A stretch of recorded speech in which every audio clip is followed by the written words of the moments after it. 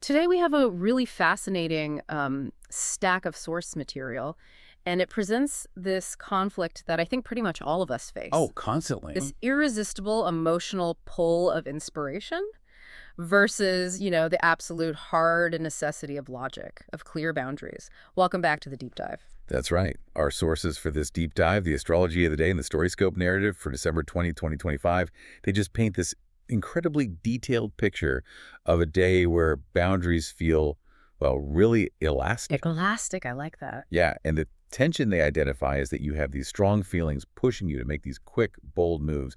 But what's really needed is patience, rigor to avoid, that immediate regret. So our mission today for you is to pull out some practical guidelines for navigating what the sources call, so perfectly, the architecture of fog. Mm-hmm. How do we actually move forward when our judgment gets wobbly? When we Oh. genuinely can't tell the difference between real potential and just expensive fantasy? Well, the first instruction from the sources is powerful because it forces you to slow down right away. The fog makes everything feel urgent, but your judgment needs that patience. So resist the urge to react. Exactly. The day is asking us to confirm what's actually true and to fight that impulse, to get defensive about our feelings. If you move too fast, your own opinions get in the way. You have to be curious, not just opinionated. Okay, so let's unpack that right away, this framework of rigor. The sources start with this foundation of commitment and maturity. What does that actually mean? To build something that lasts when the path forward is confusing or maybe even just boring. It connects directly to how the astrology of the day defines maturity itself. It says maturity means you keep moving forward even when the path is totally unclear. And commitment. And commitment means staying the course even when it's deeply uncomfortable.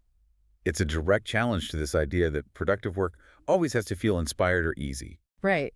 And the StoryScope narrative, it just delivers this punchy reality check. It notes that the things that really endure, careers, relationships, whatever, they aren't built in those, flash in the pan moments of insight. No, not at all. They're built in, and I'm quoting here, the unglamorous, persistent showing up that no one sees. That's where the real work happens. And we see that focus on discipline right away in the morning's energy. It's characterized by the Capricorn moon conjunct Mars. So that's a lot of drive. Massive drive and determination, but it's earthy, it's strategic, it often lacks that, warmth. It's not about some emotional spark, it's about execution. Mm-hmm. This combination demands emotional clarity, but clarity about what specifically? Okay, clarity about what? Because if we're trying to avoid being sentimental, how do we stop this from just becoming, I don't know, cynical or robotic? Isn't emotional honesty a part of it? That is the critical distinction. It's not about shutting emotion down. It's about applying a truth filter to it.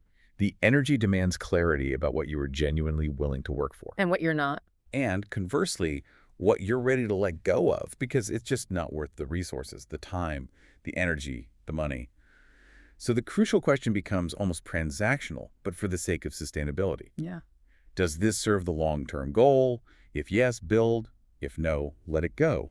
It's an immediate filter. Okay, so that sets our foundation. We start the day ready to build disciplined things, but then the architecture of fog rolls in. Let's talk about the astronomical detail behind this. Sun square Neptune. And this is where it gets really interesting because we're moving from that hard, earthy logic into pure psychological ambiguity. Sun square Neptune brings what the source calls a veil of mystery over the day. And what does that mean practically? It means confusion, disillusionment, doubt. You get this feeling that your original clear vision is now obscured, maybe by deception or maybe just by your own wishful thinking. Let's go a little deeper there. What is it about the sun, our identity, our ego squaring off with Neptune that causes, as the source says, the grid itself to leak fantasy?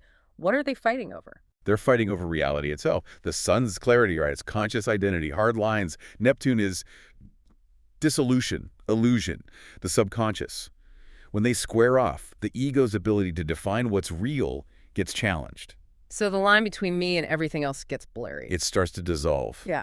And that's why your judgment gets wobbly. You start projecting what you want onto the world instead of seeing the world as it actually is. And the StoryScope uses this chilling metaphor of fog rolling into the city of Lathis. It didn't come from the sea, it came from the grid itself. Yeah. It leaked out and softened edges and turned certainty into suggestion. That image of dangerous elasticity just nails the feeling of this transit. Because on one hand, that softening creates room for, heightened awareness, introspection. That can be good. But there's a paradox. A profound paradox. Inspiration spikes, yes. But at the same time, so does self-deception. So does fantasy. So we've got two kinds of softening. Tell us about the helpful kind and then the destructive kind. Well, the helpful kind is forgiveness. It's artistic breakthrough. The fading of those hard boundaries lets your critical mind yield to instinct. You might see a creative solution you missed before. That's positive. And the destructive kind. That's the problem. That's where rigor just fades away. Ideals get challenged, people get confused about what they believe, or reverse, what they owe. Miscommunication just thrives. People overpromise. They overpromise, and this is critical. We might believe someone's flimsy excuse because it sounds poetic. We do it because the truth just feels too harsh in the fog. Ah, the danger of beautiful lies.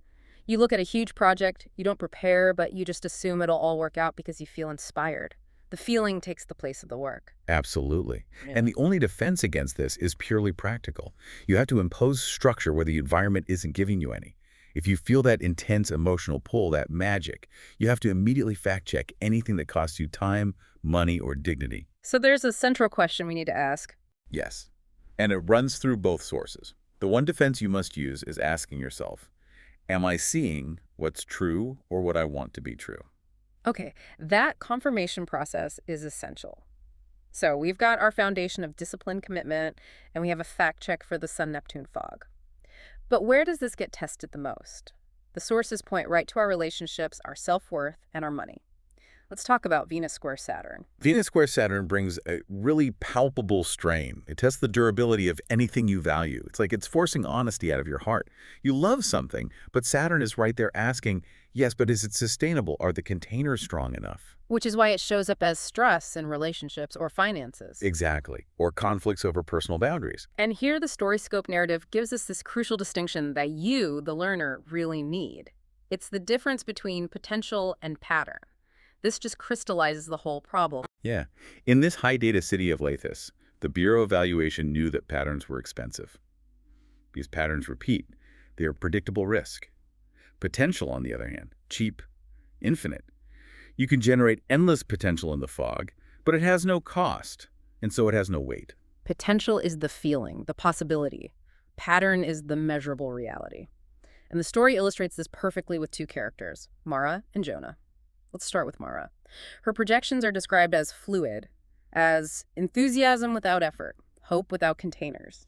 Mara is just completely invested in the poetry of ambiguity. It's a classic Neptune trap. When the narrator, who represents the hard line of Saturn, points out a client has missed 3 payments, a clear pattern. Mara's defense isn't logical. It's emotional. Purely. She says, don't you feel it? The city's opening. Maybe boundaries are the problem. And that is the core challenge. We want things to be easy and boundless, but true value requires visible structural commitment. And the source's counter-argument is so good. The narrator pushes back saying, boundaries aren't walls, they're instruments. Without them, sound turns to noise. And when you assert that reality, that discipline, it feels like rejection to people who are only invested in the poetry of what could be.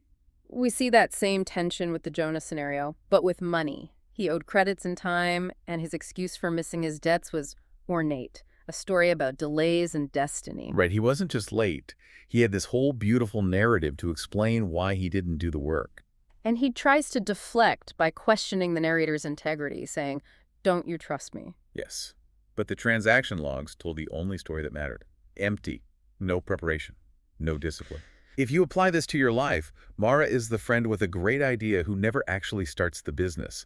Jonah is the person who promises to repay a loan with a beautiful story instead of a payment plan. So that's how you check the health of your friendships and your bank account at the same time.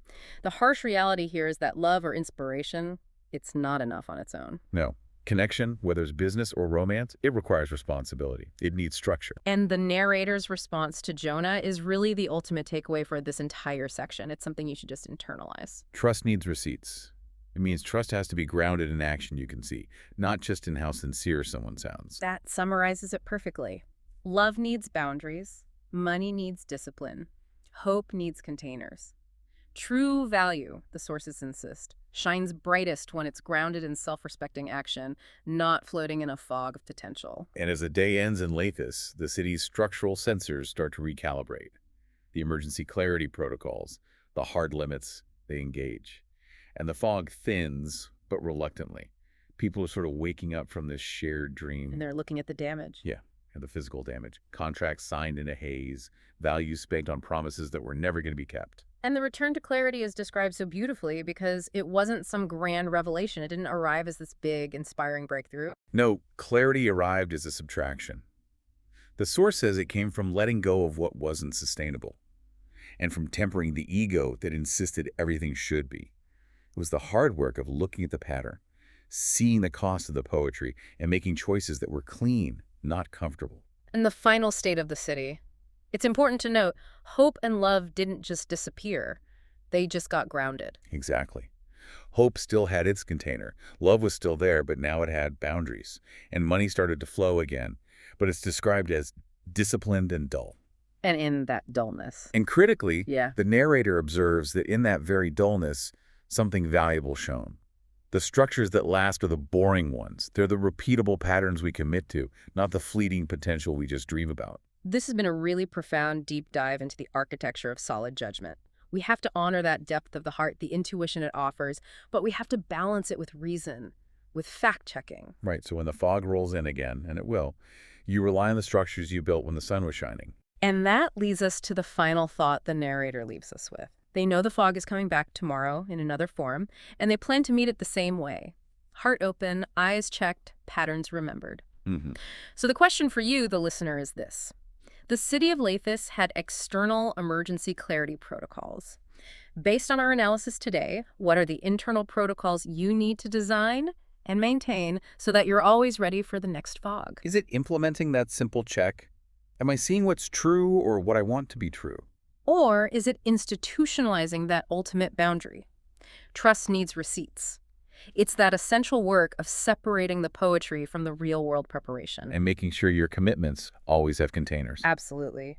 We hope this deep dive helps you keep your eyes checked and your patterns remembered. We'll see you next time.